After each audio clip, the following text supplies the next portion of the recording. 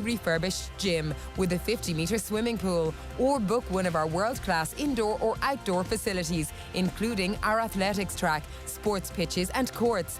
And for companies, check out our team building days, conference facilities and events. All this and more at sportirelandcampus.ie. Kids grow. It's what they do. Legs stretch, arms extend, tiny fingers branch out. Before you know it, your little people are anything but. If only your place would grow with them. But walls don't stretch and ceilings won't extend. Which is why if you're thinking of moving house, it's always worth talking to the Ulster Bank mortgage team to see how we could help. Talk to us today. Ulster Bank. Help for what matters.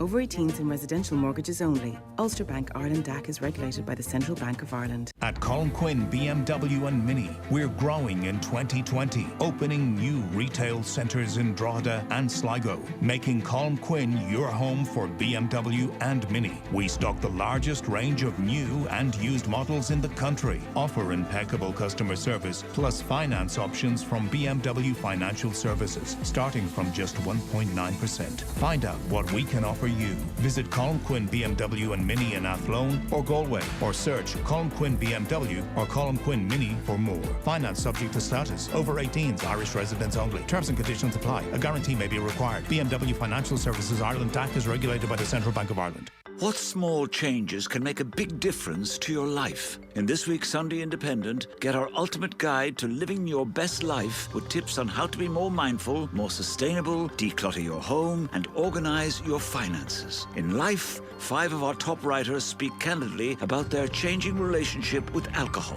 In living, Lottie Ryan on strength from her father, and life on Dancing with the Stars. Plus, the meaning of Marion Finucane's legacy. The Sunday Independent, the complete read. The Sunday Papers on Off the Ball. Yes, it's that time of the week again. It's time for the paper review. 53106 if you want to get in touch with us, or you can also visit us on all our social channels. We're everywhere. Just do a search for Off the Ball. You'll find us. I'm joined today by Cliona Foley of our Off the Bench podcast, and we're also delighted to be joined by Maire O'Connor, CEO of the Federation of Irish Sport, and 12 All-Ireland medals, dual player and a coach and everything else superstar. Maire, welcome. Thank you very much. Glad to be here. Great, brilliant. Well, before we kick off with your ladies' picks of the day, we have just a selection of the back pages, and also important to mention that today's show is brought to you by Lidl, supporting the LGFA and the work done at grassroots in ladies football. Speaking of grassroots, here's a man we're going to be talking a lot about hopefully in the future. Ida Blinder, great headline there about the Cork teenager, the latest Ireland youngster to burst onto the scene with a stunning hat-trick for Norwich. That's on the Irish Mail on Sunday. Obviously lots in the papers about the FA Cup yesterday, and obviously what he managed to achieve. What age is he, Cliona? 18? He's 18. 18, yeah, mother of God divine. The Sunday Independent, they actually have a great sports supplement today, and again, he's also there on the front page again. Irish teen Ida Nets Cup treble. And Ryan injury, the only black spot as a Leinster run riot. As a Connacht woman, that was not a particularly enjoyable watch yesterday, but you kind of, a bit like Hurricane, you have to admire what Leo Cullen has done with Leinster. And then Eamon Sweeney on the back page actually has the 20 big questions for 2020, which actually are a really good talking point, especially if you want to have a row with people at home about all the talking points. What have I got in my paws now? This is the Sunday Times. McCarthy, Ida, let me see, my hands are too small for this. Ida may just have got himself a call up, just about. All you need is a hat-trick and you might get a call from Mick McCarthy, not bad. And bright future, and underneath as well, Saracens 5.4 million fine to be split between rival clubs, which is really interesting, which I know, Cliona, you want to get your teeth into in a bit. And David Walsh has an article there in the back saying Arsenal, Chelsea prove scouts don't see colour, they discover youngsters who can play, and it's great so many of them are making it to the top flight. What else have I got here? The Sunday Mirror, Ole's mad for it. I love that. I love these puns these guys have. Obviously, they're going to be very much focused on the football action. United to Lingard plus 45 million offered to land Fox's star. And the Sun is what I have here in my hands as well. The FA Cup third round. Wolves 0, Man United 0. A non-smiling Ole there. January. 8 games in 25 days for jaded United. Flops don't have a shot on target. Cruel, but probably a bit true. Yeah, yesterday's the hat trick was really interesting for the young Cork lad, because it was really interesting. Mick McCarthy was interviewed on BT Sport after, I don't know whether you saw it, and he was immediately saying, he said, and this isn't in, he said he might have earned himself a call up, and then he I thought it was very revealing. He said this wasn't an under 21 or an under 23 game. In other words, he gives more credence to an FA Cup game than he does to underage internationals, and I just think that's really interesting to see how people's minds work, because a lot of people would decry the FA Cup now and say it's worth nothing. He actually sees that as more valuable than an underage international. I thought that was very interesting. And the other thing was interesting was that his club manager wasn't jumping on the bandwagon. He was immediately saying, well, when he came on against Crystal Palace last week, he had a bit of a nightmare, so let's not rush into any big quick judgment here. Yeah, and it's really important as well to state that Ireland now seems to have strikers playing in the Premier League who are young, Troy Parrott being one, and Obafemi being the other, and Connolly. Yeah. It's a really exciting time in terms of on the field for football in Ireland, and I think they're all playing in Premier League teams as well, and it's a step up from Championship. Ida needs to get more games now, and obviously if you're scoring in the FA Cup, at worst, you'll be coming in to make an impact in the league as well, and that's important for him to get game time and experience, Yeah. I saw actually in the paper earlier on today, Jason Knight is now playing with Derby. He's a Dubliner, he's 18 years of age, he's setting up alongside Wayne Rooney. So can you imagine for him the opportunity that he's been given? He would never in his wildest dreams have been given that thought he'd have that opportunity. Now he has it, so he's going to learn from him as well, So it's exciting times. And actually, just because you mentioned it, Mary, it's true. Obviously, there's a fair bit of coverage about the fact that we have these young, good strikers playing in Premier League. And Paul Rowan does a very good piece today in the Sunday Times on it. Could Ireland strike it lucky? And that's exactly, it's a really good piece on the young bloods and saying, where they came from, where they came from in terms of their clubs, what that means, and how he's saying basically Ireland's emerging talent programme is still underdeveloped and it faces an uncertain future, obviously, with the FAI. But he said, it is really interesting to see how these have done, what opportunities they're going to get now. And the irony he was saying was that if Chris Hughton was still manager of Brighton, he was saying it's unlikely that Aaron Connolly would have been given this opportunity where his talent is raw and his body is still developing, because he didn't give the chance to those developing younger players, if you like. So there's a very good read there in that, those young talents coming through, where they've come from and what the potential is. I mean, obviously people are saying, look, McCarthy isn't going to rush and throw them all in all together, obviously, and everything now hangs obviously on a playoff. So it'll be very interesting to see what his selection is for that first game in March. It was funny, in one of the papers I was going through them earlier, it'll come into my hand now in a minute, where the top kind of 10 moments of Irish football, and the top... Philip Quinn did it in the Mail, yeah. And the five was like that woeful night against Denmark in the Aviva. Yeah. It's the terrible, terrible memories. And let's just put aside, I know obviously we'll be discussing the FAI at some stage this afternoon, but let's just put aside that admin just for a second. I know it's so important, but focus on, maybe this is me, my glass half full nature, but the youth coming through. And all those days, hopefully, they didn't live them. They watched them. They didn't play it. So you'd kind of hope that maybe finally a little bit of professionalism was coming into them, and that they might be able to, I suppose, reach the expectation that we, the Irish football watching public, are hoping for someday. Yeah, look, I mean, you look at the under-21s, how they're performing as well at international level, really exciting. Malumphey playing in the middle of the field, we've got real talent coming through, and they must be nurtured, and obviously the amount of game time they're getting either at League of Ireland or obviously across the water, that's really important. But another interesting story from yesterday was Brian Barry Murphy and Rochdale. That's what I was saying, yeah. Okay, it was a draw, but it was a success for him. Do you know what I mean, Rochdale? And it was the substitutions that he made.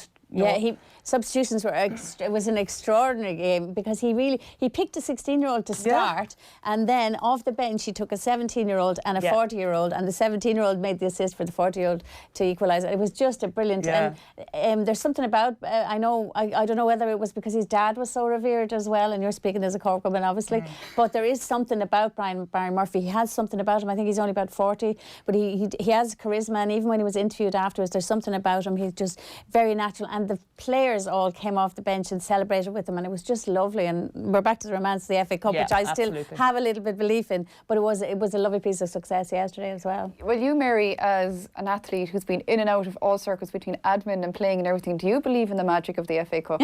Absolutely. Look, as a young girl growing up, you know, watching, you know, watching the games and watching the fairy tales, and you know, it's a one-off game where teams in the lower division can succeed against, you know, and they can really test themselves against that. And a one-off game, anything can happen. I think that's why the Rochdale story, obviously the Barry Murphy, for me, being a Cork person, and followed his career as a player. He's recently new to management as well, so he's still learning his trade, but he knows that for Rochdale to have a kind of a giant killing, like Newcastle or a Premier League team, a lot of money, you know, that story behind it. And I thought just, you know, the 16-year-old and the 40, one starting out in the beginning of their career, the other coming towards the end of their career. That's the beauty of it, you know, and it's only in clubs like Rochdale where that will actually happen, you know. Yeah, well, you're going to take that shot, you're going to take that chance. I think it's very like the AIB Club Championship as well. That's what you love about it, is the fact that you go in, you have a shot, and you produce what you can do, if you like. There's a lovely match report in the Independent today. It's from the Telegraph from Richard Jolly on that, and on the inspired substitutes. And Aaron Wilbraham, the guy who my mother said last night, he looks like he has a fake beard. He's a really interesting looking guy. His beard actually looks like it's fake. But anyway, Steve Bruce for Newcastle said, I think I might have played against him.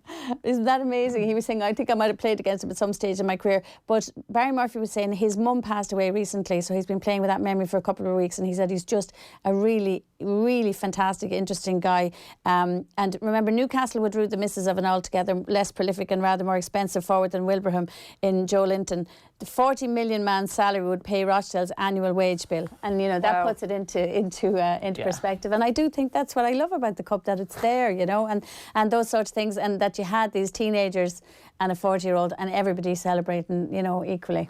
Just like Currafin, yesterday I was talking to Kieran Fitzgerald, and he's 39, and he was telling me, you know, he was marking a lad who plays under 20s for Cork yesterday from Nemo. So it just goes to show, like, age generally is a barrier, or it creates divisions, this, that and the other, but every once in a while things like the Club Championship or the FA Cup, these things might happen. 53106 to anyone who wants to let us know what you think about the FA Cup action this weekend. We got one text in, Siobhan Doyle. She's enjoying the Nollaig Naman special as always. Thanks, Siobhan. I'll tell you one thing, one gentleman is not enjoying it, a gentleman called Tom Nolan, who decided to tweet me specifically to say yay and an eye roll. Well, you know, Tom, that's the beauty of democracy. You don't have to tune in. But hopefully everyone else does. Cliona, you're smiling away there looking at the papers. There was so much there today that it was kind of difficult to know where to start. Yeah, there is. There's lots of good stuff. And you did mention the Philip Quinn one, which is lovely for Mail and Sunday. It's the top 10 moments of the decade, and then the 5 we prefer to forget, just for soccer fans. There's a lovely breadth of things there. But the one that caught my eye today really was in the Sunday Times. Dennis Walsh has a piece with Gary Keegan, and Mary would know who Gary Keegan, you and I would know. Some people wouldn't know who Gary Keegan is. If you know anything about Irish boxing, clearly you do. But he is a very enigmatic and interesting man. You don't see much of him. He was after he worked and developed the high performance system in Irish boxing, then he worked in the Irish Institute of Sport, and you saw and heard even less of him while he was there. And then he left that, I think maybe a year and a half ago. I'm not quite sure. Liam Harbison took over from him, but he now runs his own company, and he rarely does interviews, and Dennis Walsh has done with her, and I think it's really interesting. First of all, he points out that Gary Keegan worked with the tip hurlers and the Dublin footballers last year, so he's working with both the teams that were involved in winning All-Ireland senior teams, which is very interesting. But it's a very interesting I found out a lot about him that I didn't know, including how he started off. He worked in Bart. He actually did a short apprenticeship as a jockey. How he took on things. Then he went off and he worked at sea. He took on all these jobs. Then he went into the army. He's a fascinating character. You can see the army connection, and you could see how himself and Jim Gavin could get on, because there's a steeliness about Gary Keegan. You know, in terms of he doesn't really do small talk. He tells you what he wants. He finds out what it is you want, and then you move forward. But it is a very good, I don't know whether you found it as good as I did, but I thought that it was a really, really good insight into, and it's very interesting that he's doing this interview, because I don't think he would have done it, only that Jim Gavin has walked away from Dublin. But there's also a very intriguing question, because his name has been raised as the sort of person who might step in and sort out the FAI. Now, there's no mention of it in this at all, but it is interesting that it comes out, because if you read this, you can see what an impressive person he is in terms of motivating people and also, I suppose, governance as well. It's an excellent article by Dennis Walsh. You wouldn't expect anything less than Dennis, to be fair, an excellent journalist. My view being that there should be more Gary Keegans in the world. Irish sport needs more Gary Keegans, and I mean that genuinely. Actually, the Federation of Irish Sport, we would run an annual Irish Sport Industry Awards, and in March of 2019 we actually awarded Uppercut New Sports Business Award for the work that they had been doing. That's his company? Yeah, it's his company, What yeah. do they do, Mary? They work with individuals, groupings and so on to try and get high performance and the best out of themselves, and not just sport. No, not just, they create a culture, and I think, you know, if I had Gary Keegan's ear, which I'd love to have, I'd love to ask him to give some master classes to people who are involved in high performance sport in Ireland, not just at a playing level, but at an administrative level as well, because I think there's so much we can learn from him. But I was educated today reading that article. I wasn't familiar with his background in terms of how he kind of lied about his birth cert to get work originally, and then how he went to sea, and how he was seasick before the boat even left the dock. You know, really took on different challenges, and you know, his resilience and his determination and his innate belief in himself that he could achieve and he could bounce back from things. That's what came across to me, and I think any athlete or administrator who wants their team or as an individual to succeed, you know, you can learn so much from Gary because he has real life experiences, and that's important. Really interesting, I think. I thought that was what's fascinating about it was, apart from some of the things he talks about in terms of how he worked on Dublin psychologically with the 5 in a row thing, what's really interesting is his life experience, because I think now in high performance sport, a lot of the people who are coming through in high performance sport are people who've only worked in high performance sport all their lives. They've been athletes or they've been coaches at a young age, and they have literally come maybe from the university route or whatever, but an awful lot of them, it's high performance sport has been their whole life. But he came to high performance sport from such an eclectic background. I never knew that. At one stage, he you know, when he left the army, or the Air Corps as was, I think. He went from the Air Corps to military police, and he was part of their investigation unit. He served with the UN in Lebanon. And then he quit the army, and then he started selling stuff. He ran shops, and then he started clearing building sites out of a high-ace van or whatever. I mean, what a life experience to bring. And sometimes I think that's very healthy to bring, because there is a bubble around high performance and elite athletes now where everything serves them, and they sometimes I think there is a tendency for them not to understand that there's more to life than sport and how hard people have it in life. Absolutely. I think it'll help them as well to transition. Yeah. To transition out of their sport, because every athlete comes out of high performance at some stage, and actually, you know, that can be quite difficult for people, you know, and for high performing athletes, because they have been surrounded with those support mechanism, and they're obviously very reliant and resilient and driven in their own way. But when they come out of that support bubble, it's about being reliant in the real world, and you know, that I think he could help with that. I think definitely, you know. And there's something here as well that I picked up on, like in my other life, I work as an accredited sports psych myself, and I found it very interesting that Gary Keegan also kind of works with this kind of ethical mindset, which is that the pattern in Keegan's later life as a high performance coach is that smart people found him, he didn't seek them out. In 2017 it was Leo Cullen and Leinster Rugby in a Champions Cup winning year. Last year it was Liam Sheedy and the Tipperary hurlers. Before that, the Cork hurlers, the Dublin hurlers, the sailor Annalise Murphy. Some of these contexts slipped into the public domain, but Keegan was never seen basking in reflected glory. The fulfilment and the relationships were private. And I always say it's a big red flag when you see a high performance coach or somebody pertaining to be shouting from the rooftops who they work with. It's the equivalent of me becoming a GP someday and saying, Mary O'Connor came in today and I removed her hernia, or I did this, that and the other. Like, you shouldn't be screaming about who you work with or whatever. You should just go in and do your job. You shouldn't be celebrity driven. Yeah, and that smacks of a person who is, you know, self-content. He doesn't need that exposure, you know, and I think people find him, like, I mean, I was involved with a team that won 5 in a row. So obviously back then we had our own guru in Eamon Ryan, you know, but we had a really solid group of players as well. But we were infiltrated by noise, and we were very lucky to win that All-Ireland against Dublin. And there's no point in saying otherwise, we were. But, you know, what the Dublin men's team have done, you know, in completing that 5 in a row, I mean, there are elements of maybe, you know, what you can look into what Gary Keegan brought to that team. He spoke about the noise infiltrating the team and, you know, what tightened them up as a group and so on. And I think, you know, Dublin players obviously have respect for themselves as a squad and for the backroom team, but I would expect that Gary Keegan is a very well taught member of that backroom team. And I think, you know, as I said already, you know, I'd love to hear more from Gary Keegan, but that's not his nature. He just goes about his job quietly. But we didn't sometimes see the successes that are coming from him in terms of the teams that he's with. At the upper echelons of Irish sport, he is so respected for what he does. And it's really, that is really interesting. I mean, all year everyone was going, how are they dealing with the 5 in a row? What's their mindset? How do they deal with it? And he does give us a little bit of insight into that. And I'm just going to quote one part because I think people will really want to read it themselves. But he said, high performance sport is all about solving problems better than your competitors. So you've got to love the problem, which is a really interesting concept. You can be tippy-toeing around stuff. You can't be tippy-toeing around. You've got to drive the elephant into the room.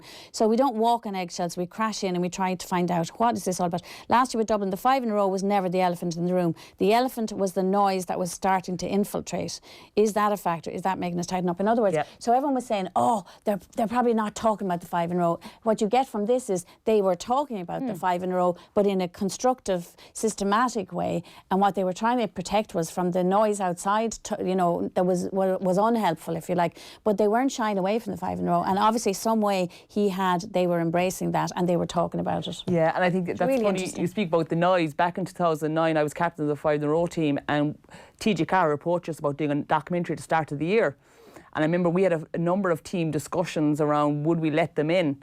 And eventually we decided, it was a democratic, that no, we wouldn't. And now in hindsight you can say, oh well, you'd have it historically, now you'd have it documented. Yeah, like the Blue Sisters. We were afraid of the noise getting into the group, and maybe we weren't, I suppose, as, how will I say, okay with the noise at the time. You know, we were an emerging squad in terms of players, you know, learning about themselves as well as elite athletes, and, you know, that's a decision we took at the time, and look, it paid off in the sense that we won. I often think, would we blame, you know, TG Carr coming into us and had we lost? Gone wrong. But, you know, now looking back at it 10 years later, you're kind of saying, oh, I'd love to be able to relive that now, you know. Such is life. You know, I'd rather have an All-Ireland medal, you know what I mean? So. That's it. And who knows, like you said, if you guys had the capacity at the time to maybe view it as this is not going to be a distraction, it's a positive. But that was the view you took. Maybe the reason you guys at the time decided to not do it because maybe you knew it wasn't going to help. And also, Maire, I don't know whether you agree, Maire Treasa, but I think also with women's sport, because traditionally you would not have had the level of interest media-wise all year round, you would have been very inexperienced dealing with somebody coming in to do a doc. Even in the last 10 years that has changed, and the Dublin women felt that they were able to cope with that.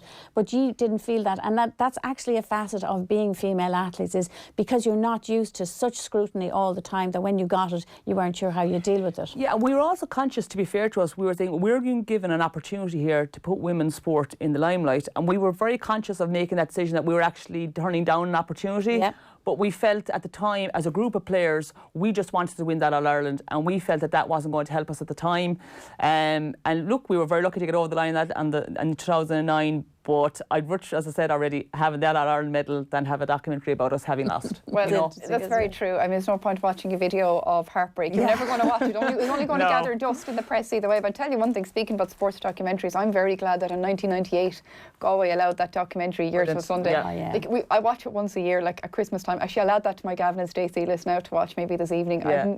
I just love it. But again, Pat Comer was in the camp. That's what I'm saying. Yeah. Pat, he had a real feel for it because he was a producer or a documentary maker as well. So like he was so involved with it. I think he had a touch, and the trust was there. Yeah, and you have to have that trust. And they were recording it for over kind of a few years. He started recording, and things, as we know in Galway, didn't really work out. We weren't like Cork, Mary. We weren't winning things. But speaking of Cork, we got a text in. Brian Barry Murphy, the son of God, is a beautiful man. Has to be said. And Mary grinning there, saying she absolutely believes it. Listen, we do have to take a break, but everyone, please stay with us. Please keep in touch on all our social channels, 53106. Today's show is being brought to you by Lidl, supporting women in sport and healthy eating. Stay with us till 7 o'clock. Our Ich Nollaig na mBan Off the Ball special. Taking a break, we'll be back with paper review after this. The Sunday Papers on Off the Ball. Join that conversation on Facebook and Twitter. Leadership in Sport, Lessons for Leaders, a unique networking event hosted by me, Pat Kenny, at the Intercontinental Hotel in Dublin on Friday, February the 7th. Hear Leinster Rugby coach Leo Cullen, Vodafone Chief Executive Anne O'Leary, Kilkenny manager Brian Cody, and a panel of hurling greats. They'll share insights on the focus, passion, attention to detail, and relentless drive necessary for success, all in the company of Ireland's leading corporates. Book your table now at lessonsforleaders.ie. Proudly supported by News Talk. In Germany, we don't simply wash our cars, we krenzels them. We don't merely hose down our driveways, we krenzels them clean. Construction and farm machinery? You can be confident they get a krenzeling. Kranzel power washers are 100% German-made and engineered. Distributed in Ireland by CA Galvin Limited for over 35 years, Kranzel machines are renowned for their quality and are built to last. Kranzel have the power washer to suit your needs for any domestic, industrial or agricultural use. Visit kranzel.ie for your nearest dealer. Give your home a fresh start at the Woodies January sale. With huge savings on all Dulux and Fleetwood interior colour emulsion, now 25% off. All flat pack furniture and bar stools, now half price. And the Triton T90 SR electric shower, now only €209. Woodies, we're all homemakers. T's and C's and exclusions apply. The Harvey Norman Big Sale is now on, with big savings on home appliances. Save €250 on the Finlock side-by-side fridge freezer, now just $449. Save €800 on the Sony 55-inch 4K Android TV, now just $799. Save €100 on the Dyson V8 Absolute cord-free vacuum, now just $329. And at Harvey Norman, we're matching all competitors' prices, so why shop anywhere else? The Harvey Norman Big Sale, in-store and online. Don't miss out. Go! The Tile Style greatest ever winter sale is now on, with huge genuine savings on top brand European tiles, Scandinavian wood floors, luxury bathrooms and natural stone. This is the sale you should not miss. The Tile Style greatest ever winter sale now on at Ballymount Retail Centre. See tilestyle.ie. Get stuck into the new year with the big 2020 save from Lidl. There's super savings in store and delicious recipes waiting for you online.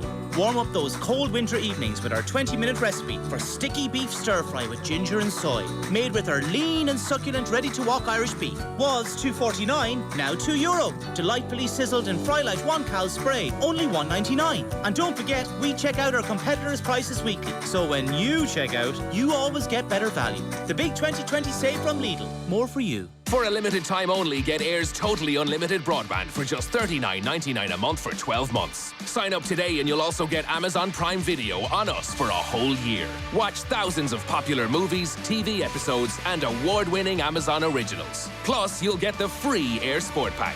For more on this amazing offer, call 1-800-500-300, go in store or visit air.ie. Air, let's make possible. Price for new customers, 12-month contract, subject to availability. Bundle activation fee may apply. For full details and terms, see air.ie/Prime Video.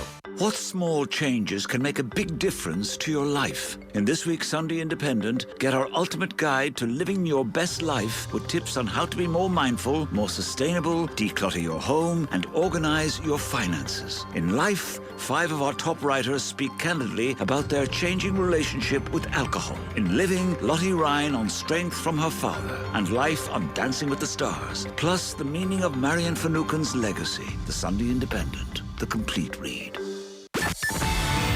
Across Ireland. This is the IMRO Radio Awards Station of the Year. This is News Talk.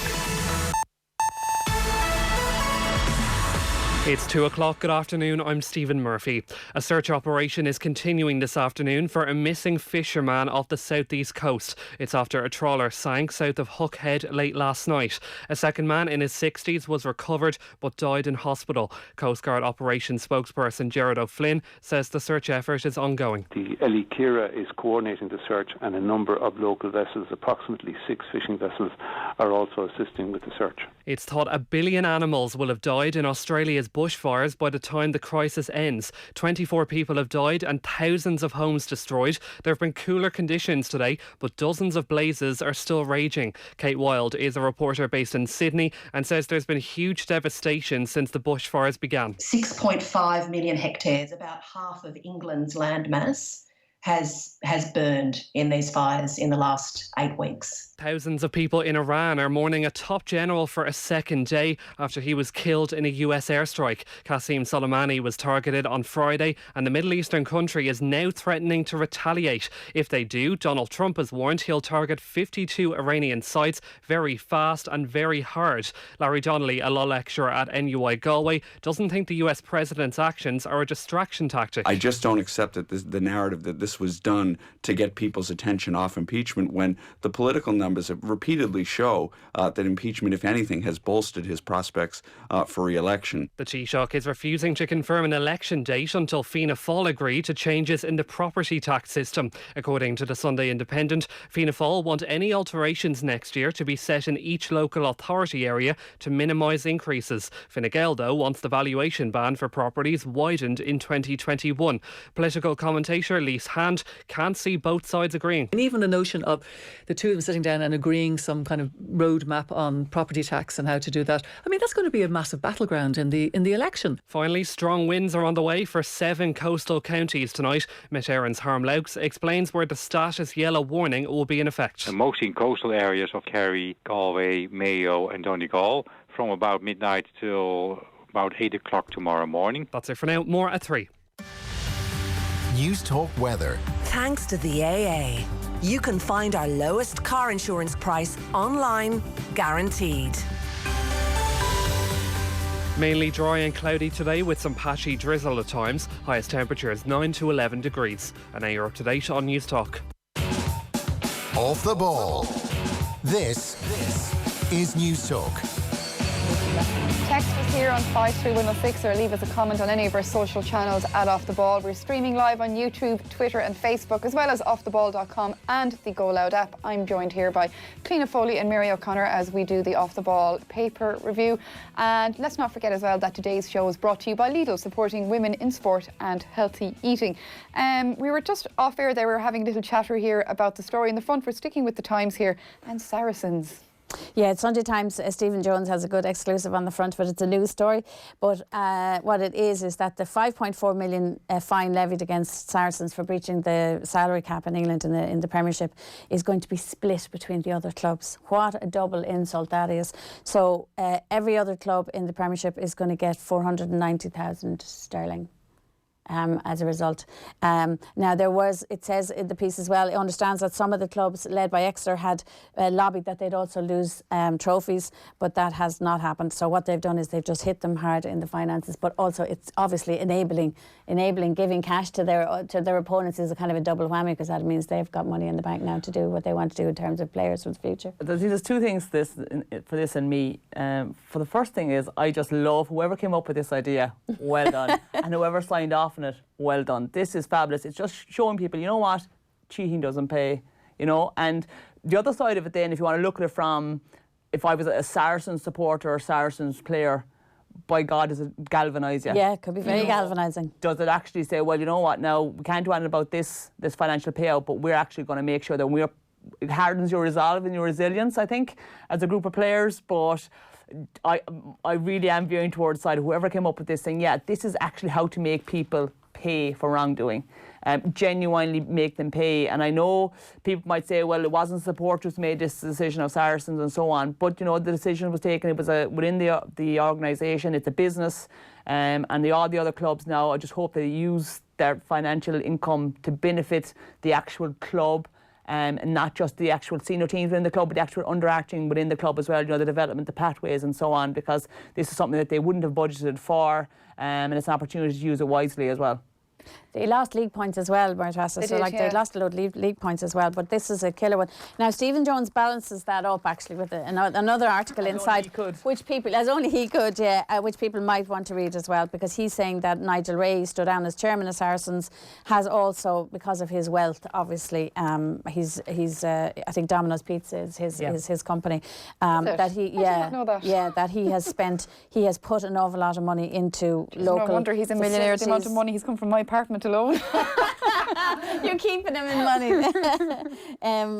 But he's saying that if he goes and he withdraws, if he's withdrawing all his backing and his interest, that he's saying in North London there's lots of people, there's educational facilities that he's funding, there's other stuff there. So he's basically saying this guy is not all a bad guy, but at the same time, you know, people know what they did. People know, you know, it was very underhand what they did, funding stuff, funding players' personal projects and businesses in another way to give them more money. It was really low, pretty low. Are we very naive though if we think that they're the only ones at it? They're the only ones. Well, they're the only ones caught at it. Well, let's say that for a start. Yeah, for a start. Yeah, you're probably right. I mean, I go back to my Cork footballing days, and Eamon Ryan, he was a guru in many ways, but he used to always say, well, what has professional sport taught us? It's taught us cheating, it's taught us corruption. Not all, but a lot of it. You know, and you know, you're right. I'm not naive. You know, it probably is going on in some shape or form. But in this instance, they've been found out, and it's a warning, I think, for other people, you know, to tie themselves up, or to look internally at what they are doing. And nobody's casting aspersions, you know, in terms of what other, say, private philanthropic, you know, donations he's giving to homelessness and so on. But in this instance, it was wrong, and it was called out as being wrong, and it was adjudged as being wrong. And now the Saracens, the team, are suffering, you know, on the field of play with league points deductions, and obviously off the field, the financial implications of that fine. It's huge in rugby, possibly in the FA Premier League. It mightn't be an awful lot of money.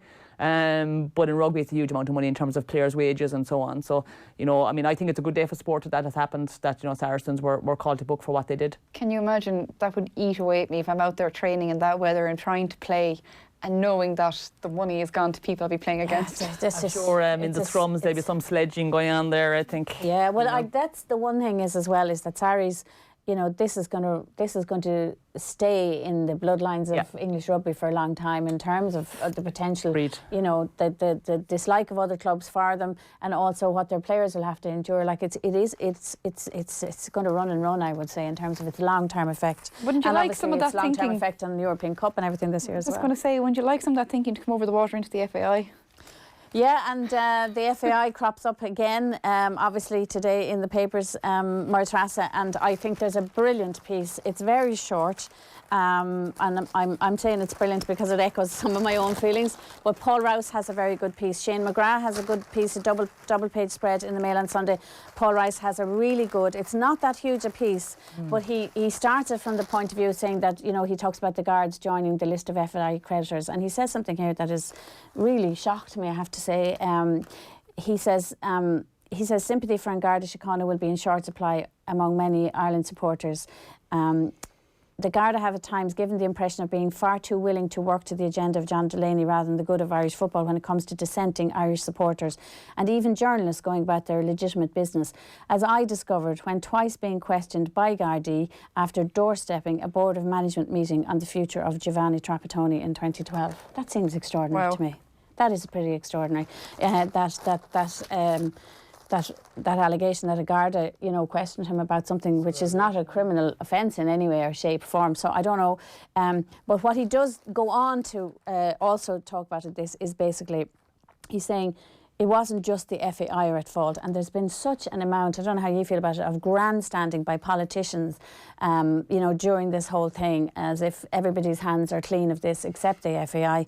And he really does put the boot in hard here. He says, the pillars of state have much to answer for when it comes to the state of Irish football, and if a degree of culpability is a determining factor in whether the government should participate in a bailout of the association, then the money should be handed over straight away. Successive governments, sports ministers and Oireachtas subcommittees have been sleeping on their watch when it comes to Irish football, never more so than when Taoiseach Leo Varadkar was sports minister in 2011 to 2014 and was dismissive of efforts by whistleblowers and well-informed observers of Irish football to raise concerns about what was going on in the FAI. And I could never understand how, and I thought it was, I presumed always that it was private security, but how the flags were being taken from supporters who were, you know, who were demanding change. I just thought that always seemed to me to be outrageous. It's democracy. People should be allowed to say what they say. Brief interlude, and we'll come back to that in 1 second, but just I know people at home probably raring to know, it's half time between Michael Brannach's and Russell Rovers. It's Michael Brannach 7 points, Russell Rovers 9. It's still there. There's still a chance that a footballing club might get to a junior all politics final. and all sport is local, right?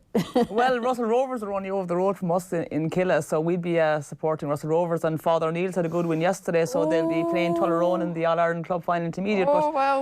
You left me and Tommy scrapping with you. I'm shouting for Russell Rovers because when I worked for East Cork GA, I coached for 4 years in the primary school, so a lot of those Russell Rovers and Father O'Neill's young fellas, I would have coached in primary school, and the talent was always there. So genuinely, from a local point of view in East Cork, it's great to see those two clubs get to All-Ireland Club finals, and hopefully they will be successful. To get back to the FAI there, Cliona, I know you were talking about, successive governments and this kind of thing, but in a bigger section than the FAI, and I'm sure both of you would probably agree that you probably wish the Minister for Sport was a Minister for Sport and it wasn't something maybe given as an afterthought to a TD who maybe they needed to keep a TD in a certain area in a good position for votes or tagged on to tourism and stuff, which is also very important. And I just sometimes feel they're seen as the fun subjects. I remember coming across in Australia years ago. I was down at the Institute of Sport and discovering that they had a Minister for Sport that was their only reason d'etre was they were a Minister for Sport. They took it that strongly that they had a seat at the cabinet table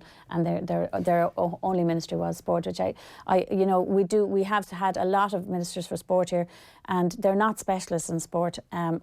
My feeling on it is their department should be specialist on it and should be briefing them far better than it appears the current minister is briefed.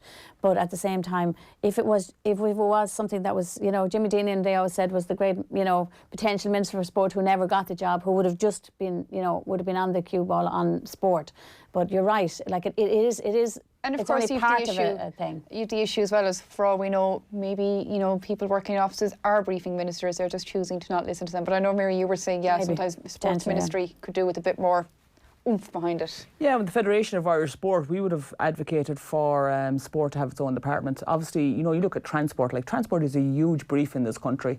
In my role in the Federation, I would work quite closely with Minister of State Brendan Griffin with responsibility for sport and tourism. And I mean, I must say that he's been quite excellent in his role and working for Irish sport.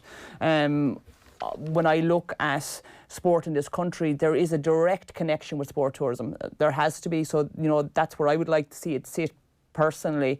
I think the National Sports Policy was launched in July 2018. People should not underestimate the importance of that document. It sets out a roadmap and a strategy for sport in this country over the next 10 years. And I think whatever government comes in the next election, they will be guided by that document. Going back to the FAI, what's happening in the FAI at the moment is stark. And there's no point in saying otherwise, but there's support needed now, and there's work needed between the key stakeholders around the FAI. My empathy at the moment is for the 200 staff working there, but also for the grassroots around the country. I would very much come from a rural location where soccer is played along with Gaelic games, in the off season and so on, and they complement each other. I was at an underage soccer game yesterday where a lot of the under 15 young fellas will be playing football the next day, and hurling. So it is, I suppose, entrenched in every community in the country. It's those people that need to see leadership now, and they need to see something happen to make sure that Irish football stays. The League of Ireland is supported, but as I said, it's a 200 staff that, there's a big meeting coming up between the UEFA and the ministers on the 14th of January, and I think hopefully we'd like to see something positive coming out of those meetings. Speaking about the FAI and leadership or lack thereof, the Mail on Sunday have a lot of things in the sports section, but they also have in the, for the want of a better phrase, the real news section, the front of the paper, page 5, as FAI's future hangs in balance, ex-Chief Delaney is keeping mum. Will you apologise? Exit stage right. And he gets the full celebrity treatment here, including a headline saying fancy footwork, John Delaney wearing €150 Hugo Boss trainers yesterday. So defined former boss FAI has refused an opportunity to apologise for leaving the soccer body in such dire financial straits that is now teetering on the verge of financial collapse. The controversial soccer supremo was remarkably tight-lipped when approached yesterday at the family home he once shared with his ex-wife and their young family. And he gets the full tabloid treatment, which is, you know, he drove up to sprawling 2-storey detached home on the outskirts of Waterford in a silver 4-wheel drive BMW 420 2-door coupe.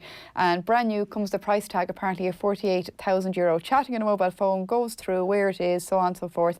And then they go through the fact that he looked every inch the trendy young businessman about town in his €150 Hugo Boss trainers, 3/4 length navy blue jacket and drain pipe denim jeans. And then it goes on to next Wednesday, a nominations committee set up to find 4 independent directors to serve the FAI is due to meet. Who would have thought that these are the articles, Cliona, we'd be seeing? Yeah, well, you know, it's never a good sign for a sports administrator to find themselves in the news pages. It's never a good sign for them to be dealing with doorstepping or to be dealing with articles that sort of treat them like a celebrity. And it seems to me to be one of the key things, that one of the problems with John Delaney was that he became a celebrity instead of doing his job properly. But in this case, if you look at Shane McGrath has a double-page spread as well in the Mail on Sunday, and he's looking at how is this going to be handled next. And, you know, the consensus seems to be, you know, that the government are probably going to have to bail out in some terms, maybe in conjunction with UEFA. It's not clear. We don't know yet, obviously, and this big meeting is coming up on January 14th. But Shane McGrath's piece as well does look at how politicians have changed their tune. In other words, there were people who were very complimentary and some people very friendly with him before, and now there isn't. So it's a good piece as well to put all that into context as well. So I think those two pieces are good, just to underline really. But I'm still amazed at some of the stuff that's in the Paul Rowan piece and Paul Rouse, is it? Paul Rouse rather, yeah. But no, Paul Rowan piece. Sorry, Paul Rowan piece. And I think again, unfortunately, like, it's interesting, you know, Mary, you represent a Federation of Irish Sport that really was put together so that you could lobby the government for a lot of smaller organisations, that you could lobby the government and show how important sport is for the country economically and socially and everything else. And here we are, one of the biggest sporting organisations in the country. It's just so frustrating to see it mired in this, and the implications of it are terrible. Yeah, from Federation of Irish Sport point of view, we represent over 107 members. 76 of those members are national governing bodies of sport, which include the FAI, along with, we'd have 29 local sports partnerships members of us as well. And we advocate to government about the value of sport, the power of sport, the importance of sport, physically, emotionally, you know, economically. As well, we did commission research earlier this year with Investec, where for every €100 that the government invests in sport in this country, there's 195 return to them. You know, there's a direct employment of 40,000 people, and to put that into context, directly involved in sport, to put that into context, there's only 39,000 primary school teachers in this country. So it's more people employed in sport. So that's the importance of sport. But I think it's important for me to state, and for your listeners to hear, that any national governing body in Ireland that receives public monies, it has to be transparent. It has to report to Sport Ireland what they're spending that money on. And Sport Ireland have corresponded with national governing bodies of sport long before last March, that anybody who is receiving public monies will have to be governance code compliant by 2021. And I think people to understand that is a huge journey for national governing bodies to take on, because some of the national governing bodies that we represent are totally volunteer-led. They don't have staff. Some have staff. They might have 1, 2, 3.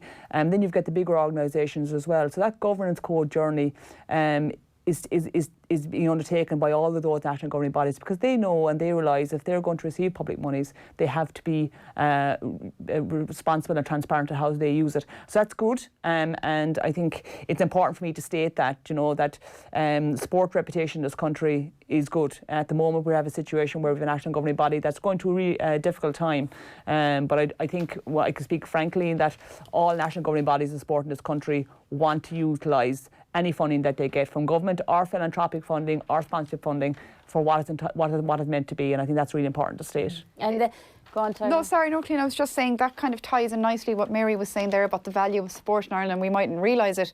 Rob Pearson has a piece here in the Sunday Independent about the message on exercise and the Teneo Sports and Sponsorship Index survey, and they found yet again that the recurring migration of adults away from competitive and structured sport to more recreational and keep fit, health and mental health are people's main reasons for doing it. And then the OECD told us that mental illness costs Ireland €8.2 billion annually.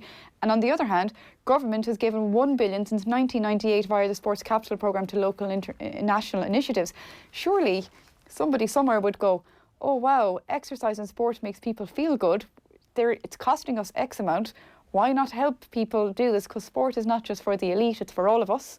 And we might, obviously not all sports are going to help all mental illness, but it might help a big chunk of these people. Yeah, like I've always argued that investment in sport means less investment in health, and our health system is so overburdened as it is. Yeah. So particularly for future generations, the more we can, I always feel if we do it properly, the more we can put into sport and make people healthy, then it should pay off long term into our health system. This was very interesting. This kind of came out just before Christmas, and sometimes things can get lost, I think, in the newspapers or in the media before Christmas, because we're all so busy and everybody is kind of racing around the place. But this was the Teneo, a sport index, and they kind of do it every year. They look at 1,000 people and they ask them questions.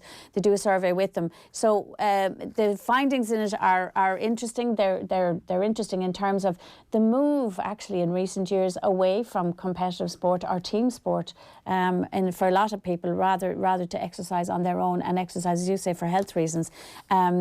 Like the walking is used by 44%, and it's the nation's favourite type of exercise ahead of personal fitness and gym activities, which you'd be given the impression if you were looking at social media that it wasn't. But swimming is the nation's third favourite form of exercise and is used by 1 in 5 adults, which when I remember seeing this, thinking that was interesting. And cycling, which is used for recreation but also commuting, comes next, with 12% of the population regularly taken to 2 wheels. And I think cycling is actually going to rise. Actually, I get the feeling that I know Cycling Ireland even have a new thing. They have these AXA community bike rides, and it's almost, as someone described it to me, I did one recently, it's like park run on bikes. Yeah, absolutely. And it's a lovely idea, and it's to get people into cycling that you might be intimidated by going into a club. So there's all this stuff happening all the time, Maire, isn't there? Those 3 sports you mentioned, swimming, cycling and walking, are prioritised in the national sports policy as well. That's going to be my next question. So that's important to say, but I think, you look at the Sports Capital Infrastructure Fund, and you need to look at the impact of that in rural communities and urban communities. In rural Ireland, there's been, the closing of shops, public houses are closing down. So where do people meet now? And a lot of times it's sports clubs, it's community halls and so on. And the infrastructure that's there for them, floodlights, floodlights down in my area would have a huge impact on the local community, whereas floodlights in Dublin, they would impact probably even more, but you have to take it into relativity in terms of the population density in the area. Like sport has this huge power to, especially in rural areas, to bring people together, but also to integration, that isolation that people find. I've heard a great story there where the senior hurling team, I'm not sure what part of the country it was, whereas when they were coming to train, they'd go around to different houses and pick up the older men and women in the community, bring them to the clubhouse, and they'd play cards while the men were training, and then afterwards bring them home again. So that type of opportunity is there. I think the sports capital is a huge benefit to Ireland, both rural and urban. I think there's a lot more that can be done. I think the not having single-use facilities, I think, any of the money that's been put into the building of schools, that there's availability after school to a cross-section of sporting communities. But the big concern that we have going forward, and the Federation, our member of the Insurance for Alliance Reform, is the cost of insurance now.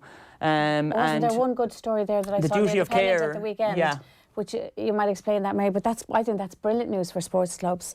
Yeah, look, premiums in sports clubs and in national governing bodies have gone up threefold, and we did a survey earlier this year where one national governing body of sport, their premium had increased by 150% in the last 5 years. Wow. And they weren't a big national governing body of sport, so any increased revenues they were getting either from Sport Ireland or sponsors was being paid going directly into the insurance. But the duty of care, essentially what it is that if you're coming to, I'll just use a GA club, if you're coming to my local GA club and you're not playing on the field of play, and you slip or you fall, that there's a duty of care for you as taking responsibility for your own actions. Or if you're coming to a a dance in the hall and so on that you fall, there's a waiver signed. So the law has just changed, hasn't it? No, it's change, Minister Darcy is looking at it at the moment. Right. It's really important that it does change, but again, the concern for us going forward is that there's an election coming up. We can't afford for us to go into an election without this legislation having been put into law. And Senator Pádraig O'Cady got it through the Senate, a bill on perjury. That's really important. I just think people need to realise the impact of the cost of insurance premiums is having on physical activity opportunities across the island of Ireland, not just in formalised sport, but I think, community groups creating opportunities for people to use their facilities. And also use their facilities sometimes as a revenue stream, because so many sports don't have a regular revenue streams. They don't have those opportunities. So I just saw the report. It was Charlie Weston, I think, had it in the Independent on Saturday, and it was a news story, and it was that the legislation, hopefully, as you were saying, will change so that club's liability will, if somebody gets injured on your premises in a non-sport activity, you're not liable. And I just think that would be so valuable. It would be so valuable to schools as well. It would be so valuable in a lot of contexts, for sporting bodies and sporting facilities. We'll let you go off and canvass your cabinet ministers while we have to take a break. Remember, today's show is brought to you by Lidl, supporting women in sport and healthy eating. We'll be back right after these. Off the ball on News Talk. Lunchtime Live. Do you look at porn yourself, Johnny? I am an addict to pornography, yes. I'm in health care at the minute. How has that affected your life? I mean, what was the fallout from being a porn addict? Every facet of your life it can affect. Emotional, physical, mental, of course, goes without saying, relationship. Yeah. Every addiction is going to break up a relationship eventually if you don't deal with it. Lunchtime Live with Ciara Kelly. With the matter private. Weekdays from midday on News Talk. Satisfying afternoons with Harvey Norman. First-time buyer? Wondering how to get everything done? Don't. Just sit back and watch your house become a home with Harvey Norman's delivery and install. Go, Harvey, go! If you could hear pain. It might sound like this. Or this. And it can make you feel like this. You can't hear pain, but you can hear the sound of pain relief. Panadol Extra is up to 30% more powerful than standard paracetamol, so it can treat tough pain, which means you can get back to being you. Panadol. When pain is gone, life takes its place. Panadol Extra 500 mg, 65 mg soluble effervescent tablets. Contains paracetamol. Always read the label. From the director of Skyfall. Your orders are to deliver a message calling off tomorrow morning's attack. If you don't, it will be a massacre. 1917 is the ultimate big screen experience.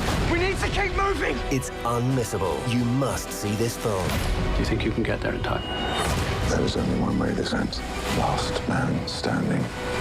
1917 in cinemas and IMAX January 10. Rated 15A. Take off on your New Year's celebrations with the Ryanair seat sale and get 10% off 500,000 seats to Europe's best winter sun, ski and city destinations. So book your next getaway on Ryanair.com today and fly with Europe's lowest emissions, lowest fares airline. Limited availability. See Ryanair.com. Every day on News Talk, we talk to hundreds of thousands of people right across the country. We're doing it right now. But we don't just talk to them, we talk with them. We challenge, we entertain, we inform, we engage. News Talk listeners are in the know, and our advertisers are too. Want to be part of the conversation? Talk to us today and discover how advertising on News Talk could work for you. Email advertising@newstalk.com. For a limited time only, get Air's totally unlimited broadband for just $39.99 a month for 12 months. Sign up today and you'll also get Amazon Prime Video on us for a whole year. Watch thousands of popular movies, TV episodes, and award-winning Amazon originals. Plus, you'll get the free Air Sport Pack. For more on this amazing offer, call 1-800-500-300, go in store, or visit air.ie. Air. Let's make possible. Price for new customers, 12-month contract, subject to availability. Bundle activation fee may apply. For full details and terms, see air.ie/Prime Video. The Harvey Norman Big Sale is now on, with big savings on home appliances. Save €320 on the Siemens fridge freezer. Now, just €729. Or get the Bosch 8kg heat pump tumble dryer for just €549. And claim €50 cash back with Bosch Rewards. And at Harvey Norman, we're matching all competitors' prices, so why shop anywhere else? The Harvey Norman Big Sale, in store and online. Don't miss out. Go, Harvey, go! The Sunday Papers on Off the Ball. Fáilte here to our Ich and Nollaig na mBan special. Just a quick clarification, just in case anyone got a bit confused. We confused ourselves here. It is Paul Rowan who's writing in the Sunday Times today about the FAI. Some really good articles there in the sports sections, and his piece is headlined Garda join list of FAI creditors. I know time is catching up on us, but I'm conscious we want to get back to that piece written there in the Sunday Independent about people's exercise habits. But just to let you know, women, in case if you're ever in Galway, a man called David Glynn has tweeted me saying, a great show on sports and health. We in Galway City Harriers have the largest Fit for Life running group in Ireland, thanks to Bernie Kelly, and our Streets of Galway run now has 3,500 runners each year. Run happy for 2020, we say. Absolutely, we concur.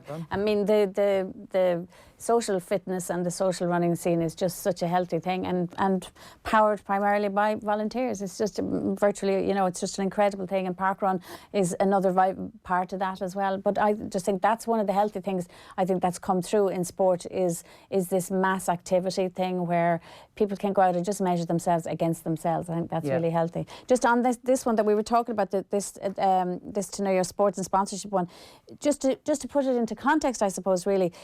So we're saying that walking and swimming and cycling are things that people do, and actually soccer is the only team sport to make the top 5.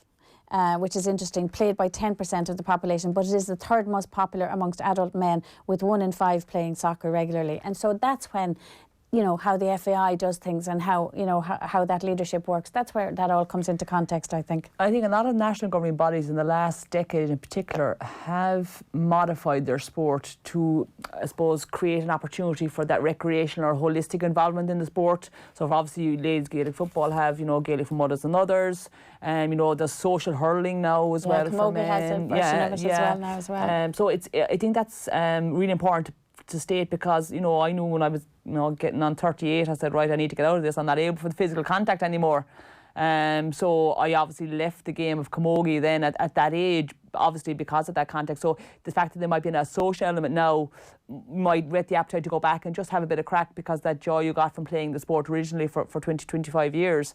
But I think it's important to state here as well that there's a lot of great work being done by Healthy Ireland and Kate O'Flaherty. Brilliant article or a calendar that came out in the Independent yesterday as well, to give people opportunities to get active. And I think, it goes back to everything else, but people taking their own responsibility to be active now in 2020, to start afresh, start of the year. But it's a really good article. And I think the one thing that hit home for me was he mentioned about why men are motivated to exercise. He said men are more motivated to exercise by social interaction and a love of sport than women, which is reflected in the types of exercise they choose with. I think, women, it refers to women exercising to look good, especially in the 20 to 24-year-old age bracket and so on. So, I suppose it's a worry in a way, that women feel that they still need to exercise to look good rather than actually getting the joy and the social interaction of actually participating in sport. And the research is there. We know this, that once psychologically you change your mindset to doing it for enjoying it, you'll stick with it longer. Those who exercise because they enjoy it will stick with it a lot longer than to fit into a pair of jeans. But speaking of people who can easily fit into jeans, Ballyhell Shamrocks, they lead Schlockneil by 111 to 19 at half-time in their AIB All-Ireland Club Hurling semi-final in Newry. And at 4 o'clock, Munster champions Boris Elite take on Galway St Thomas's, and we will have a preview of that later as well. That's obviously the big game a lot of us are looking forward to. But it's good to know that Ballyhale, they're not having it all their own way, 111 to 19 at half-time. I think those of us looking for the FA Cup magic might be hoping Schlockneil might pull something out of the bag there. But just very quickly before, I know there was an article that Tommy Conlon wrote that we really wanted to get into. Before we go there, I just think it's very interesting as well. That article says we are bombarded with healthy living programming and advertising, but the data suggests that the message is not landing. And I think part of the problem there is, and you can correct me if I'm wrong, Mary, you know a lot more about this than I would, is sometimes I think if the government puts too much onus on us to be healthy, without helping us to be healthy. Like when you live a horrible lifestyle where you're working, where you're commuting, you're stuck on the M50 maybe for 3 hours a day, and then they tell you, sure, it's easy to get out for a 20-minute walk. It's not if you've got 3 children at home to feed, homework to do, or you're exhausted, or you're thinking, I'm getting up at 5 a.m. again tomorrow morning. So at what point does policy start changing to make life easier for us to be healthy, which ultimately will end up make us live longer, healthier, and cost the government less? Yeah, it's true that everybody is time poor now. Whatever age you are, you're time poor. But I mean, for me, it starts at generations that are in primary school now. Individuals need to get a positive experience of sport, and I mean that a meaningful experience in sport. You know, a lot of kids are pigeonholed into what the school offers in terms of the sport. If it's a J school, or it's a hockey school, or it's a soccer school, it's actually about giving them the tools. And what I mean with that is giving the physical literacy, the physical numeracy to say, well, you know, I don't need to be sporty to enjoy sport. I don't need to be sporty to be physically active. But, you know, there's too many kids coming out of primary school now that aren't able to hop, jump, skip, throw, catch. And if we could just instill in them those basic things, then when they want maybe choose to take up sport, or even just choose to go swimming or go for a walk or cycling, that they have those things in their toolkit. That I don't think people underestimate the importance of those ABCs or JTs, those simple things. Fundamentals. The fundamentals, yeah. Fundamentals yeah, of exercise. that they have those. Yeah. So then, you know, like I would be a firm believer for girls, because that's where my expertise would lie, is that teenage dropout for girls starts in primary school, because they're not being given the right tools to actually acquire the skills. So if I took up the game of camogie as a 7-year-old and I wasn't able to do run, throw, jump, skip, all those things, give me a 22-inch hurley in my hand, I wouldn't know what to do with it. It would become, I'd actually hate the sport rather than love. So it's actually about, you know, government policies, yes, but I think, you know, Healthy Ireland or Sport Ireland are doing an awful lot of work with the local sports partnerships. The Department of Education needs to look at what the opportunities are given for the kids in both primary and secondary level school. The answer isn't just to make it an exam subject. That's part of it. At second level, there needs to be more done around the opportunities for girls and boys to participate in sport in a meaningful way, and physical activity, not competitive sport. And it's actually, Pat Spillane has a good piece in the Sunday World today on inter-county development squads, under 14s, under 12, because there was a very interesting report came out before Christmas, which again didn't get an awful lot of, I think Mick Dempsey was involved with Kilkenny hurling for so long. He was the chairperson of that, and they're saying that these underage academies, inter-county academies, they're doing what the seniors are doing, and that it's totally wrong what they're doing with them. It's unhealthy. And it's really interesting, because if you read anything about Adam Ida, he was a long jumper, he played basketball, he played soccer, he did loads of things as a kid in Cork, he played loads of sports, and then he went to England to specialise in soccer when he was 16 or whatever. But this over-specialisation, I think, turns a lot of, apart from the fact that it means that they become very specialist in their skills, and not in other areas, and their bodies, in fact, sometimes can develop differently. It's something that turns a lot of kids off sport, is being specialised too early, instead of making it fun for them for as long as possible. Because if they're good and they want to go into competitive sport, they'll end up there anyway. And if they don't want to go into competitive sport, but you want to keep them motivated and loving sport and enjoying going out for a kickabout, well, then you have to make it fun. Yeah, it's interesting you say that. When I worked for the Camogie Association as Director of Camogie Development, I brought in an underage player pathway for inter-county players, and you know, I remember having an argument with an underage inter-county, under 14 inter-county coach who wanted to bring his squad training in December. Now, I was a Cork Senior Camogie player at the time. We were training in December, and the under 14, the way it was logged out is that it would actually culminate in the day before the Ireland Camogie finals on the Saturday. So he wanted his under 14 girls to train the same length of time as I was training for, and it just didn't hit with the individual, because it was about the coach's ego and about what he thought was best, rather than actually looking for the long term. And we actually started about tracking players from under 14 to adulthood, and I'd love to see now where a lot of those under 14 players are they even still playing club camogie, the mind playing club or inter-county camogie, you know. But Pat Spillane article is really good today in the Sunday World, actually, yeah. And that's an issue and a discussion for another day, which is the amount of coaches who are out there, often coaching teams, often underage. There's a lot of people doing it out of the goodness of their hearts, and they're doing great jobs and they're keeping people active. And then there's a subset who are doing it because they're not allowed to do the senior team, and it's feeding an ego, and their reasons behind it are wrong. But that's another story for another day. Speaking of interesting reasons and interesting times, Tommy Conlon has an article which I thought we all found very interesting about Cathal McShane and him being poached going down under, and the trend towards recruiting older rookies. Whatever about the under 14s playing camogie, it seems that their inter-county brothers and sisters are being coached. Yeah, do you know what? I hate the use of the word poached with regard to AFL. I absolutely hate it, and it's in the headline here, and I don't like it. GA players are unpaid amateur players. They can go where they want and they can do whatever they want for their own lives. And this intimation that, you know, they've been snatched away by the Aussies, the statistics show it's a very small amount. Tommy points out there, which he points out here, absolutely. And the other thing is what's interesting about McShane is, and it's reflected as well in a very good piece by Michael Foley in the Sunday Times as well, is that he's 24 and he was actually part of one of these combines back in DCU in 2014, and he didn't choose to go then, but now at this time of his life he chose to go. And also remember, Mickey Hart gave him a completely new role last year at Witchy Shun, and suddenly he's gone from a half-back, a wing-back, potential whatever, midfielder. Suddenly he's shining at full forward. He's shown a different kind of his game, and the Australians are interested. And as far as I'm concerned, why not go? But I think it's interesting that people are kind of going, oh my goodness. And it is interesting also that we now have women going to play in the AFLW. And you know, as far as I'm concerned, they're entitled to go. But this is an interesting one. He's saying the trend is now that maybe they're looking at older rookies who are more developed, because so many young Irish have gone to Australia and physically it's a game for athletes as opposed to ball players, and that a lot of them have injuries and come home. He's and so maybe out, there's a new trend. It's very interesting that how you're not probably being lured over to Australia for your wonderful football skills or your ball handling skills. It's for your athleticism. And that's really interesting. And therefore probably the older ones are a bit more robust and maybe a bit more able to take the homesickness, being so far away from home, a bit more developed as well, muscle-wise and I suppose expenditure-wise. Yeah, he also loses the fact that in the AFL, you know, the dummy is an innovation to them, where it's kind of taken for granted here, which is kind of, you know, a tale in itself. But McShane was joint top scorer last year with 348 in the championship. You know, I know, and Tyrone people would say what a loss, and understandably but so. Conlon actually in these articles refers to a point he scored against Kerry. It scored 4 points in the All-Ireland semi-final last year, and I actually remember watching and saying, wow, that was real physical strength, know-how, he held and the man skill. off, wasn't it, that one? Yeah, and he refers to that in the article, and you know, you could see why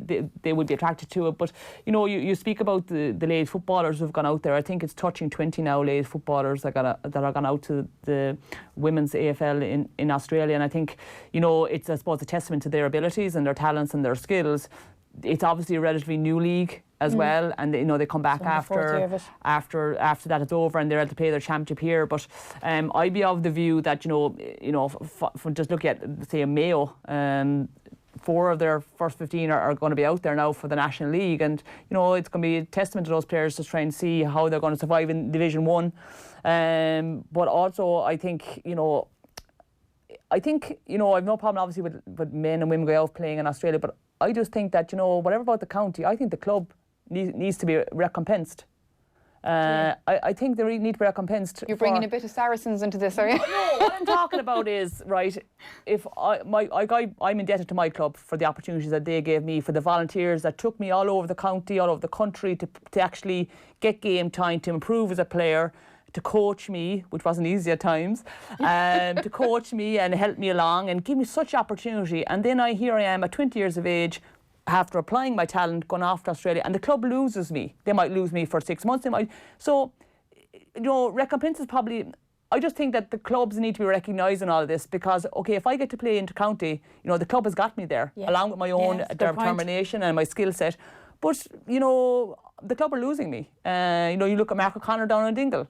What an addition he would be to the Dingle team. Could you argue, though, that because Gaelic Games is based in community and grassroots and volunteerism, that therefore the club should see you as you are a beautiful duckling who became a swan? And we did it for the good of your... Maybe recompenses. But I think the word I probably should use is recognised. And how would you do that, I wonder? Yeah, recognised as in terms of, look, this is what this club has produced, and the coach is recognised. And, you know, I mean, that can be down to the player saying, you know what, I am where I am because of X, Y and Z, or, you know, and I'm not taking away at all from the player's own individual talent and hard work. It could be a contribution to the club, to the club pitch or the club ground or something like that. You wouldn't be paying for a player. Oh no, you would be making some contribution to the club, which is it's an interesting idea. I never really thought about it, Maire. No, it's just something that, you know, talking about there, because, you know, and I think it's fantastic that these players are getting to experience the different side of life, a professional life, you know, over there, and that they all come back. You know what I mean? They always come back. Yeah, well, that's the thing. Michael Foley's piece is interesting because he's saying of the 72 Irish players who travelled to Australia since Sean White, who actually was there even before Jim Steins in the mid-80s, the vast majority make the trip between 18 and 21. McShane is 24, turned 24 in November. He's the oldest Irish player to ever take a chance on the AFL.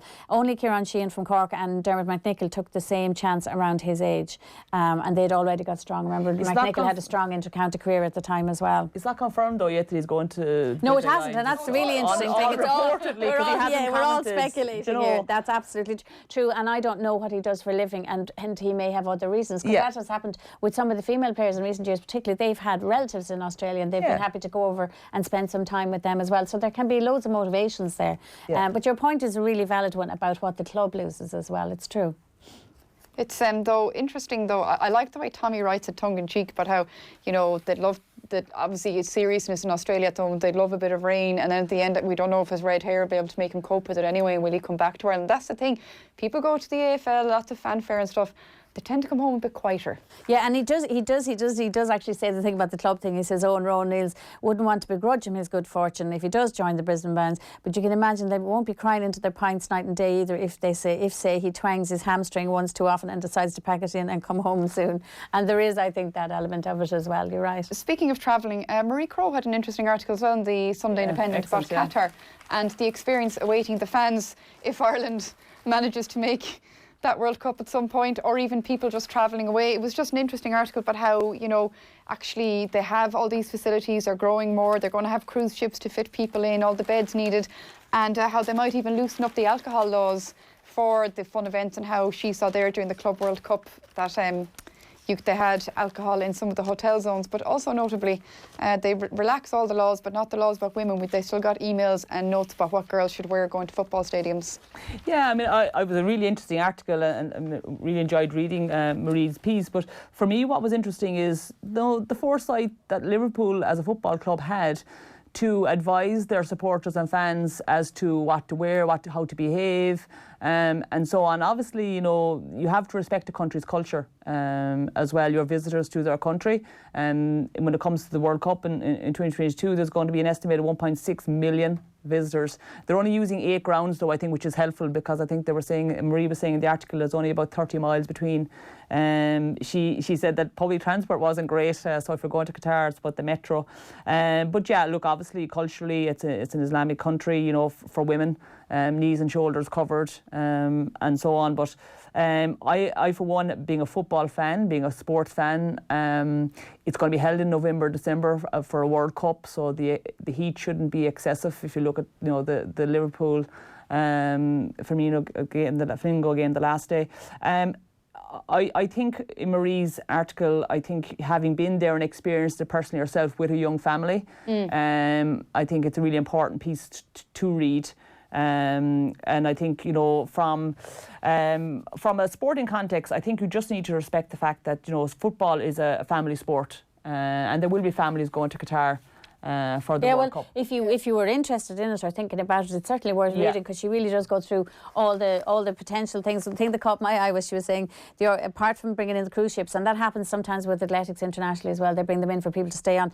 The organisers have approached Glastonbury with the view to replicating the famous Festivals Tented Village. I thought was funny. But she also does mention, and it has to be mentioned, you know, the criticism of Qatar for the treatment of low-paid migrant workers and deaths that have happened as a result of building. Time is catching up on us, and that's an interesting segue, because I don't want to leave the segment without mentioning the article next door to that article in the Sunday Independent, Rob Pearson's one, about the trip some Irish female athletes took out to Malawi, and very, very quickly. It's just, obviously, poverty is rife there and that kind of stuff. And I don't want to say quickly because it sounds flippant, because it's very serious, but unfortunately time has caught up with us. But things like period poverty, things like that, it affects girls' education. Essentially, the article by Paul Gallagher in the Independent is about period poverty and about actually how girls in secondary school drop out of education because of their period. So it's akin to girls in Ireland giving up sport because of their period, you know. Which probably still happens too. Yeah, it probably does. But the education piece comes in, and it's obviously very clear from this article that there's a lot of education happening through goal. And Roisin Upton and Jenny Murphy and Sinead Ahern went out on behalf as ambassadors for goal, which I thought would be very interesting for them to see that. Absolutely. And what I thought was interesting was that, you know, a lot of the time it depended on the chief of the village to allow you know, for menstruation to be, you know, to be assisted, but, you know, with the sanitary towels and so on. So I think Jenny and Sinead and Roisin would have interesting stories to tell when they come back, when they came back from this, and I think it probably would be a real eye opener for them as well, you know. Yeah, it's unfortunately we had Roisin and Sinead actually there on Off the Ball last month, and they spoke to Sue Murphy actually about that trip, and you can actually find that on offtheball.com and watch it on YouTube as well, which is a good place to wrap up this paper review. It's just time has run away from us again. Very quickly, just so you know, I'm sure you guys are sitting on the edge of your seats wanting scores in the FA Cup and looking for that magic. I have some up here in front of me. Bristol Rovers 2, Coventry City 1, Burton Albion 1, Northampton Town 3, Charlton 0, West Brom 1, Chelsea 2, Nottingham Forest 0, Crewe Alexandria 0, Barnsley 1. Not finding any magic yet. Crystal Palace 0, Derby County 1, Middlesbrough 0, Tottenham Hotspur 0, QPR 3, Swansea 0, Sheffield 1, Clyde 0, Liverpool obviously, and Everton's the big one. That's not starting until 4 o'clock. And of course we have our own action here as well of the Gaelic games kind. At half-time, Ballyhale lead Schlockneil by 111 to 110 at that semi-final AIB Club Hurling semi-finals happening in Newry. And at 4 o'clock, Munster champions Barnsley take on Galway St Thomas's at the Gaelic grounds in Limerick in the day's other semi-final. Looking ahead to that game in the cold is Valerie Wheeler.